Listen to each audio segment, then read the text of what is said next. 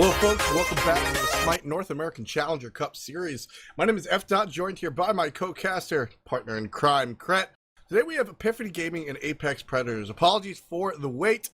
Apex Predators actually joined the pre-made fives queue, and we had to fix that. But now we're underway, and we've got Mercury as the first ban from Epiphany Gaming. They're not going to save any time. They've had some time to think about their bans. Apex Predators, though, once again, stalling us out.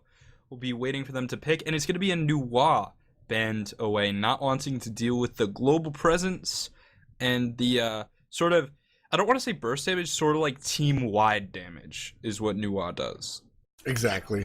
Nuwa can really, and that team-wide damage is, you can do a lot with it. There's, you know, you can put a gem of isolation on it. All of a sudden it becomes a team-wide control ability. You can buy a Divine Ruin, all of a sudden it's a team-wide heal shutdown. There's a lot of things that you can do to be creative with that, but at the end of the day, building her straight mage and using it to hit for about 600 at the end of the game is just as powerful. Habwa, also a high damage target, gonna be banned out for Epiphany's second ban.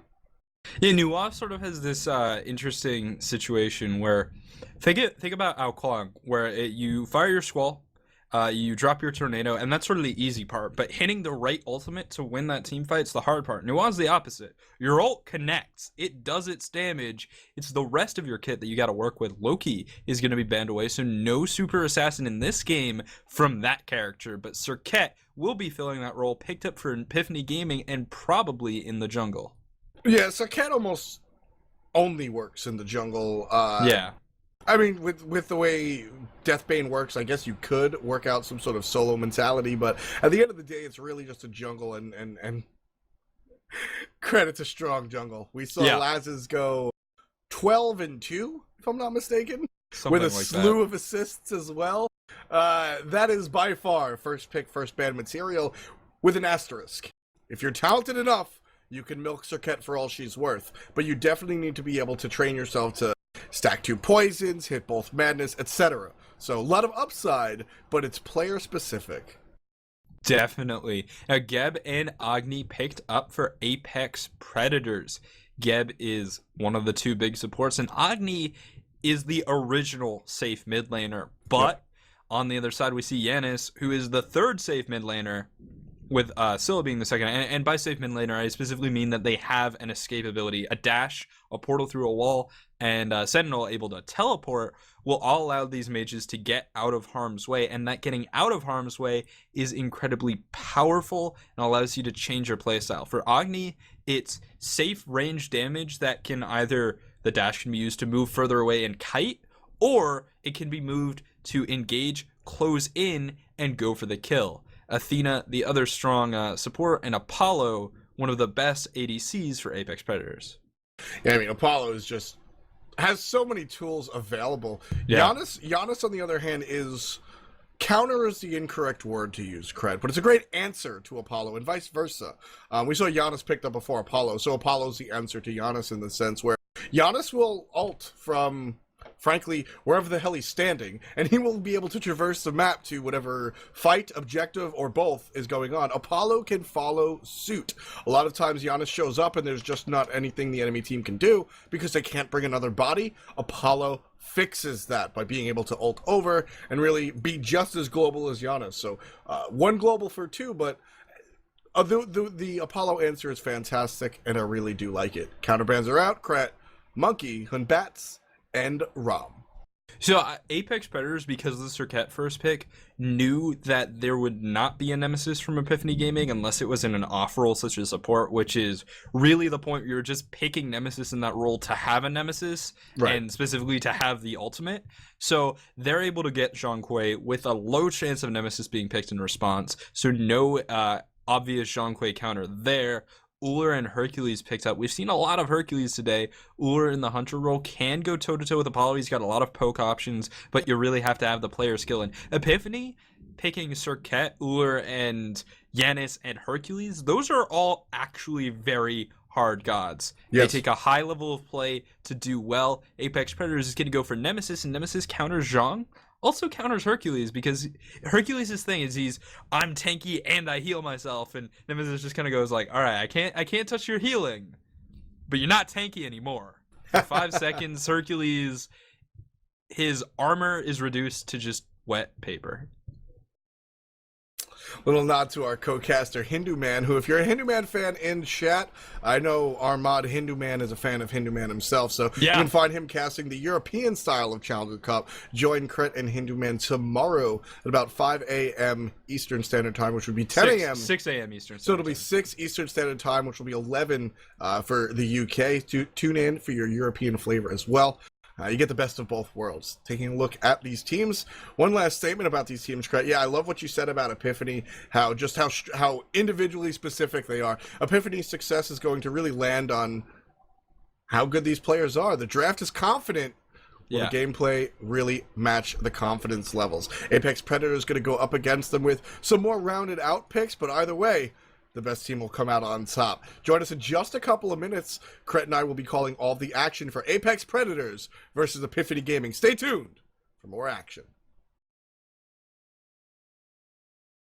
Ladies and gentlemen, and welcome to our next matchup, Epiphany Gaming versus the Apex Predators. Epiphany Gaming coming out of the blue side. Definitely a storied franchise. We've seen this lineup really change characters and players many, many times. Today, we will be seeing Yo-Yo ABC in the jungle on that Circuit. Greaves going to be playing the Hunter Uller, supported by Guy from Maine on Athena. Zanig is going to be playing in the middle lane on that Giannis, and BHD the first on the solo Hercules. On the other side is going to be the Apex Predators. You got Enitni Lab on Zhang Kui, who will be referred to as Zhang Kui. Panda Puncher on your Nemesis in the jungle. Glitstick on your mid lane. Agni Smoke Trees as ADC Apollo, and Why Try as support Geb. Both teams grouping as 5, and both teams are going to find each other head on. Greaves is the first one to make visual contact, but not too much happening as actually Zhang Kui stunned out. Shockwave comes through. It's just maybe 300 damage, 400 damage done. Nothing really going to come from that. Not much at all. Just a little quick trade, and we're going to see pretty standard starts for both of these teams. Let's entertain this though, Cret. Which team has the better level 1?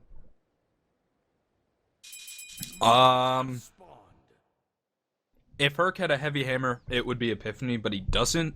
So I'm gonna Apex Predators, if they found the right situation, would have a pretty good level 1. You've got Shockwave to disrupt the whole team, Agni can dash through, and it would just sort of be like an all-in level 1. But no one really excels here. There's no team where most rosters would not be scared to 1v1 or level 1 fight either of these teams.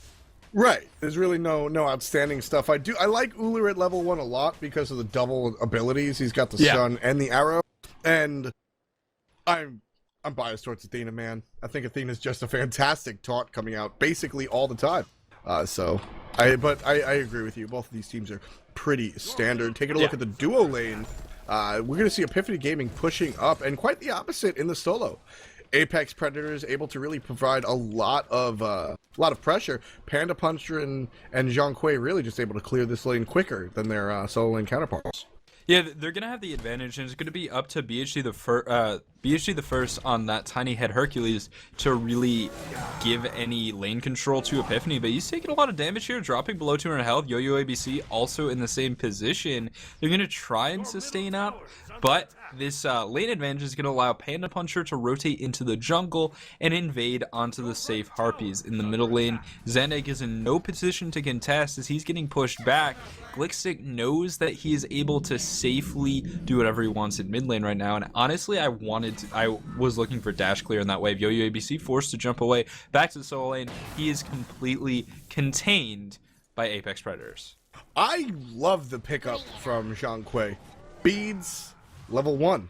Yeah. And it's already paid off. He got hit by the flip coming out from Hercules. Driving Strike did not connect because of the beads. So it's dangerous because he doesn't have much sustain with those potions, but the nature of Zhang Kui gives him innate sustain. He's going to get the blue buff and essentially a health pot because of the way exorcism works. So good call to pick up those beads because he's not really going to be able to kill Hercules after a while. He's building into Ankale, and that's just going to stop the death train that is Zhang Kui.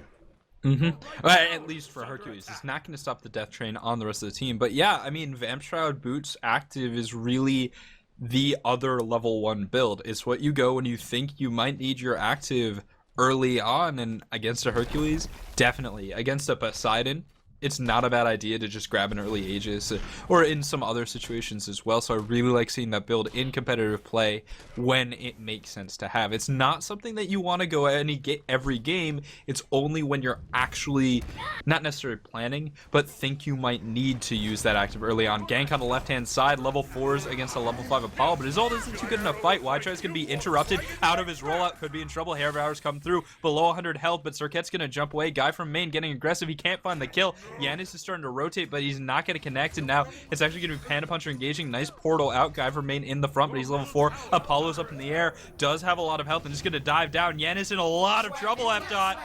Here comes Apollo with the So Beautiful, looking for the basics. Glickstick gets 2 with the meteors. He's level 5. He's going to pick up a third one, and Greaves taking a lot of damage. Just barely misses. That would have been 3 with 3 meteors. Instead, picks up 3 kills at the 3rd-minute mark.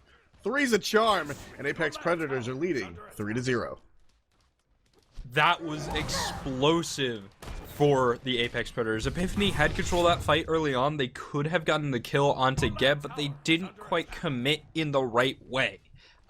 Which is a complex statement that I don't really have time to talk about. But then Geb was able to sit in the back. He was able to heal up with a potion, and he was able to just shield people from range, because Geb, similar to Mercury, is one of those characters that when pushed out of a team fight, they can stay on the edges and still contribute from range.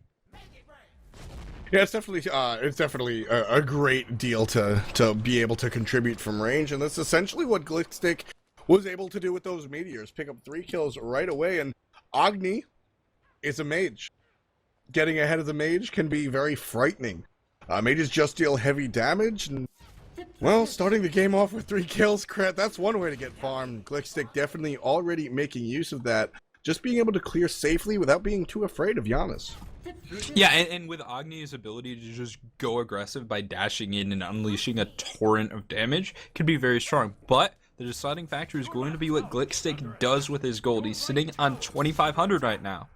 And the item that he buys is going to be crucial to the way that he plays the next few minutes. He hasn't gone back yet. He doesn't full health. Serket jumps in, but a nice dash away from Glickstick. He's going to be just fine. Great reaction. Just a perfect 180 dash coming out from Glickstick right there. A lot of times when you see players do the 180 dashes, sometimes you see it go on an angle or head into a wall. Glickstick really just showing his reaction right there. Perfect 180 and winding under the safety of his tower. Going back to clear those backhand harpies. That's going to give him a little bit of extra push. Well, he makes it to lane just in time. Doesn't even have to worry about missing out on the farm. Yeah, 180 abilities are just so hard to do. And every time you see them, especially in a level of play such as the Challengers Cup, you're like, all right, this is a player that really can get rolling. He can play at that higher level and sort of approach a quote-unquote diamond level of play. And, you know, it actually reminds me, there used to be a bug with Agni, actually. When you dash and then do the 180 Noxious Fumes drop, there was a bug where the Noxious Fumes wouldn't actually drop where you placed it. It would drop, like, somewhere along your rotation. So 180s, not only are they hard for the player, but they can also cause problems because of the way your character rotates and stuff like that. You have to be really, really careful. You have to really know what you're doing, and it's always fun to look at those little mechanical things that actually make for quite a lot of difference in a match. And speaking of differences, I mean, 1,500 gold and 3,000 experience at the 5-minute mark, it doesn't sound like much, but it's actually very substantial because this lead should grow if played correctly. Yeah, 100% right, Cred. It's all about the percentage of the actual total gold. So, well, Yeah. you know, as you said, 1,600 gold just isn't a lot, period, end of story. When the total amount of gold is around 32, 33, 34,000, you know, having a chunk like that is definitely a decent amount. Coming up in the left-hand lane, we're going to see Uller returning to lane. While Geb makes his way towards middle camps. They should be spawning in about 20 to 30 seconds. And Athena's still here, so she's going to lag on the way. Guy from main isn't going to be able to make it to middle camps in time to match Geb, but they're still up. They're still not up for a while, so they might be able to get some pressure out onto smoke trees. Looks out a rollout into lane from y-try, could attempt to go aggressive. He's gonna just use it to clear the creep plays, which isn't something you see often, but it's actually very helpful when Gab just sort of does enough damage, maintains his CC, and allows his hunter to pick up the kill. But coming in from behind is Yo-Yo ADC onto smoke trees. That's going to be a stone shield to immune the first CC, but diminished returns are in effect, and Apollo's going to try and get up in the air. Will the burst come out? No, Cataclysm is enough to disrupt, even though the, actually, hold on a second, Yanis coming through from the base will be okay, and the rotation from Apex Predators is going to change to speed buff. Panda Puncher able to steal that one away. Apex Predators get the speed buff. That's going to be a win for them. They're also going to be able to get these mid camps because of the pathing they took to rotate. So great attention to detail to make sure they pathed down and around, basically cutting off the Epiphany Gaming's attempt to really get there. Hercules misses the flip, so that's going to guarantee mids for Apex on the right side as well. A quick in and out coming out from Panda Puncher, but here comes Agni trying to engage. Ultimate down on the Giannis. Agni's already got one kill. Agni picks up the second with a lot of burst. That's going to go ahead and give our man Glickstick his 5th kill of the game, just barely in the 7th minute of this match. Greaves caught out way out of position. Here comes Panda Puncher, gets the slow with the slice and dice, a couple of abilities, one basic, smoke trees, gets his first kill of the match. That was an interesting decision. Apex Predators could have gone for a free Gold Fury, or at least a freer, but instead they elected to gank and get some shutdown onto the Uller as well. Now they will still go for the Gold Fury, but this is more contestable than it would have otherwise been, as Hercules is rotated over, Cirquet is up, and Athena is alive as well. But Apex Predators are able to successfully zone. They take the Gold Fury down despite not having a Hand of the Gods 3, and as we mentioned, that earlier lead has grown. Now it's about 4,000 gold and 6,000 experience at the 8-minute mark, at which point we can say that Apex Predators have a real lead in this game in the early game. You know, Cret, I really like the idea, and maybe you'll disagree there, but I really like the idea of going after the Uller right there. Essentially, it just allows them to grow their experience difference, which in the early game is just as important, if not more, than the gold difference. As you said, the Gold Fury was still kind of open. The Circuit, honestly, up to this far, hasn't really proven to be very dramatic or something to be afraid of, frankly. Athena, on the other hand, is generally always Athena, but Circuit, you generally take a couple of minutes in the beginning of the match and really judge where that player's skill is on that character. You see that it's really not landing everything, and you can sort of contest against that, and that's exactly what they did. They picked up the kill, they're keeping the ADC down, and then they picked up their Gold Fury. Yeah, you know what? It was a confidence play, and I love seeing a confidence play. I love seeing when a team is like, you know, what's safe is this, but if we play it right, and we know we can get this and this other thing too, which is exactly what happened. But Yanis is going to try and engage here, another confidence play, and this is exactly what Epiphany needs if they want to try and come back. Smoke Trees is in trouble, but Cataclysm coming out to disrupt. Smoke Trees gets up into the air once again. y-try able to walk away, Nemesis rotating in. Smoke Trees is circling, but he's just going to head back to lane. Should have enough mana and enough health to potentially pick up this wave of experience in 1v2, and that's going to be a failed gank from Epiphany, but it's what they need to do. They need to look for picks. They just didn't get them that time. Ultimate onto Yo-Yo ABC. That's going to prompt the Athena ultimate. A good jump over. It's going to save Epiphany Gaming's jungler. Great decision and defensive play coming out from the blue team right there. Once again, left camp's going to Apex. Right camps just spawned. Hercules not going to pick them up. So it looks like y-try is going to go ahead and pick up right camps as well. You know, that gank by Epiphany, that was 1 for 3. They're now 1 out of 2 of the first 2 ganks that they did resulted in a successful Apex counter gank, and they got murdered. They didn't exactly win that gank, but the fact that they didn't get counter ganked right there is a win for Epiphany at this point in the game. So a few minutes ago, I mentioned Glickstick's build is going to decide what happens in this game, and he's hit the point where he's made his decision. He's got Pen Boots, and he's got a Bancroft's Talisman. He didn't decide to go for the greedier items such as Book of Thoth or the safer, greedier item such as Warlock Sash. He went for Bancroft's, which is two things. It gives him a nice chunk of magic power for a relatively efficient amount, and when he's getting focused in a team fight and his health is dropping, he becomes more potent. Because Epiphany have to focus him or he'll kill everyone, they actually are going to make him stronger. Big engage onto the speed buff is going to go to Epiphany, and now Glickstick's repositioning, but he's at half health, so he does do more damage, drops the meteors, and is now out of ammunition. Cataclysm comes out to peel off Yo-Yo ABC. His ultimate is through. Glickstick is low, and he's going to fall down to Xanig on that Yanis, but Smoke Trees is going to find the Circuit, and now Uller trying to duel Y-Try and Smoke Trees in a tough position. Panda Puncher rotating around the fight. Guy from main very low. It's going to be the target. Panda Puncher re-engages. That's 2 kills for Apex Predators. They're looking for the third. Xanig is going to get turned on. Under tower will fall. 4 for 1. Apex Predators looking really good. Epiphany did find a kill, but they didn't disengage. Apex Predators, you mentioned a confidence play before, Kret. They are just, we use this term a lot with Zapman, feeling themselves. They invaded, they countered the counter gang. They were fine with that. Mid laner fell. But frankly, when you're already 5-0, just barely 10 minutes into the game, losing that single mage is not that big a deal. Apollo's going to take this tower down to about half. With Audacity, he might just be able to finish off this tower, and seeing the next wave of minions, that's going to be the first tower of the game at 12 minutes. Yeah, I mean, what happened there was, like, Glickstick falling was a big mistake. That turned into not a big mistake because of the 4 for 1.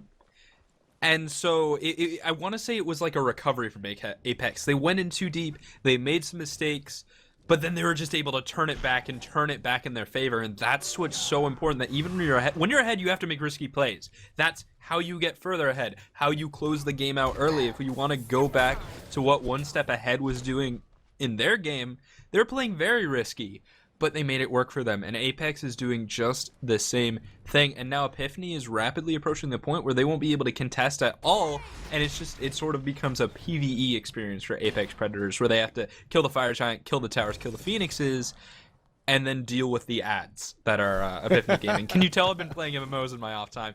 But Apex and Epiphany are grouping up around this Gold Fury mid-harpy area, and it looks like Apex wants to go in. Good rollout from Y-Try. Try to get the Cataclysm. It's going to clip a guy from main just in the back, and Glickstick's going to be able to pick that up no problem. Guy from main, the only one with a Hog 3 on the blue team. Everybody else got Hog 2, so this should be relatively free for Apex. And I want to give a shout out to the veteran move. Once again, we do have timers on the map, but the exact time, that's still down to a science. Teams have to look at the time on the scoreboard, and they knew exactly when that Gold Fury was going to spawn. They poked it, they baited, and then they poked out the support, allowing them to pick that up, and that's going to put them in a 6,200 gold lead. Experience as well, over 10,000. Now, I do want to mention that Epiphany did make a good decision in that fight, in that they recouped their losses by taking the solo lane tower. Hercules did not rotate over because he realized he's not going to be as effective as Zhonghui in a team fight. Of course not. Zhonghui, when he's ahead of Herc, is just going to contribute to the fight more. When he's even with Herc, he's going to contribute to the fight more. It's not until Hercules is significantly fed that he becomes a bigger team fight presence than Zhonghui. And that's not a knock at Hercules. It's more of a compliment to just how powerful this mage is. So instead, BHC the first applied map pressure, split pushed, and is going to be able to take a tower back from Epiphany, which was definitely good, and it honestly says a lot that Epiphany are forcing Apex to rotate their solo laner. They're forcing the presence from Zhonghui in these team fights, because to an extent they're doing what they need to do to contest. They just need to keep doing it and have the right opportunity present itself, and then take advantage of it. I'm not too happy with the Circuit pick, Kret. I think if Yo-Yo ABC was a different character, this might be a drastically different game. Again, we talked about skill level, and it's not overarching skill level. It's character specific. Serket is different than a lot of the characters we have in Smite, which is kind of the reason I like her. But so if we saw a more traditional jungler, it might be different. Right now, Apex is going in on the speed buff, gets a good taunt, but Glickstick able to dash out of there no problem. Bomb's gonna hit too, but they're still very high. Not a lot of damage there. Yo-Yo ABC taking a lot. Also gonna demand that Athena ult, trying to move in to get damage onto the Agni. We got about half health on a lot of these red team members, but Panda Puncher gets the kill onto the mid-mage. That is Giannis. Yo-Yo ABC going to be able to get out of there no problem. And 4 members of Apex Predators diving this tower. Panda Puncher is going to go down. Little too greedy there. Apollo in the air. Apollo on the ground. And Yo-Yo ABC way beneath it. That's going to be a 5-for-1 trade. First complete deicide of the game at the 16-minute mark. Apex Predators 16-2. And in that situation, Apex Predators was losing that fight, but they weren't losing it fast enough. The cavalry was able to arrive, and it was actually the cavalry that died. Panda Puncher got a little aggressive with the dive, didn't quite respect Hercules enough, and was pulled back in the tower when he was trying to get out.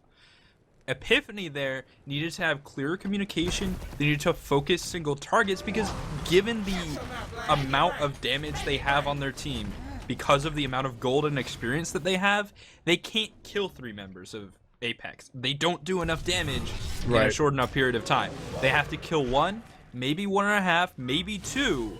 And now zoning, Guy from Maine is going to get a nice taunt. Shield wall comes out. He could get this. It's up to the Hog. Knock up onto Y-Try. They're waiting for it, but Guy from Maine dies. And Y-Try does as well. The Fire Giant is open for contestation. Apex Predators is able to get it, I believe, with a bomb from Agni. Damage onto Yo-Yo ABC. Smoke Tree's in a lot of trouble as well. The Boulder's going to come out and take down Smoke Trees, but Yo-Yo falls as well. And now it's just a Hercules. Ur did not rotate, and so BHD the first will actually, in this situation, be the last to fall eventually after getting a kill. Great play, but he's probably still gonna die here. Panda Puncher has to get this.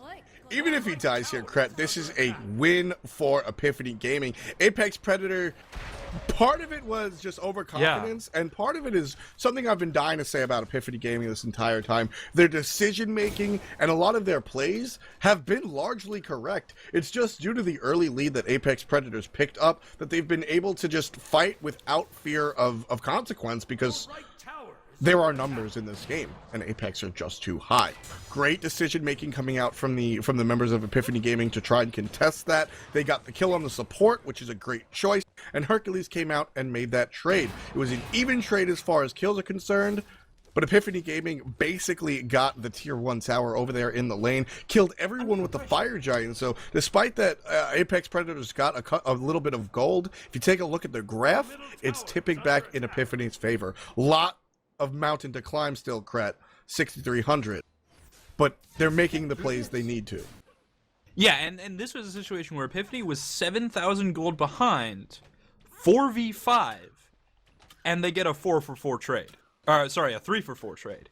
They lose the Fire Giant. That was sort of luck of the draw. Yeah, luck of the draw is what I want to say, right? They just didn't get the ability that killed it. There were no Hog 3s in contention. It was just sort of who could burst at the right time. They both tried at the same time. It was Yanis trying to shotgun the Fire Giant, but Glickstick ended up picking it up. And that was still a really impressive recovery. It was a great play from Epiphany. I'm starting to believe in the comeback, but I'm not sold on it yet. One more good fight, one more good play from Epiphany, and we very well could see the beginning of the comeback. Yeah, this gap just needs to be closed for Epiphany Gaming. As I said, they're making a lot of the right choices. They're making a lot of the right moves. This tower is going to go ahead and fall to the Winions. Epiphany Gaming picking up their second tower of the game, their tier 1 in the dual lane. Apex Predators rotating over to this Gold Fury, trying to make something happen. And again, Epiphany Gaming just in the right spot. Bombs raining from the ceiling, but Panda Puncher takes a lot of his health. 75% already down, and now Epiphany's dipping out. Perfect. They get the hits, they leave, and that's what you need to do. Guy from Maine is going to take a little bit more damage than he wanted to, but that's okay. I mean, he's a support. He's got his ultimate up, so he can rotate back in after healing. On the right-hand side, BHD the first is going to get a trade off with Jean-Qui. They both have some sustain, so that's fine too. And Epiphany needs to break even here, but what they're not accounting for is the sneak Gold Fury. Ullr's going to rotate back in. He does have the Athena ult on him. Will jump in, but he leaves Athena behind. Apollo's going to peel off the Gold Fury, and it will reset. That's what counts, but now Greaves cannot die. Yanis rotating in, Glickstick trying to get the kill, but Greaves is solo. He's going to fall to an auto attack from the Agni. It's now 2 on 4. Yo-Yo ABC trying to back out. He has to be careful. Nice dash, and this is mobility coming out from Serket. Beads reset just to get away, or maybe just to try and avoid some... Yeah, it wasn't a Beads reset, it was Beads too. Trying to avoid some CC, make sure he didn't get slowed, but he is going to find why try. Panda Puncher gets the kill. Athena disengaging, and Yanis and Herc could not find a way in. Beautiful engagement from Apex. Apex, after that victory, is going to go ahead and pick up this Gold Fury. Hercules, Giannis, and Athena still on the map, but with Hercules in the middle lane, and that's going to be the Giannis ultimate, so they're going to be able to get the rotation, but it's a little bit too late. They see the portals. Zhang Kui's waiting at the end right here to try and make something happen. Giannis a little too smart for that. Athena trying to get these backhand harpies. Panda Puncher trying to make something happen. Ultimate out onto Guy from Main. Basic attacks are doing a lot of damage. Guy from Main already low. Slowed with that. And now he's going to be stunned out from Ullr. Thanks be to Greaves right there. That's going to be enough to send Panda Puncher packing.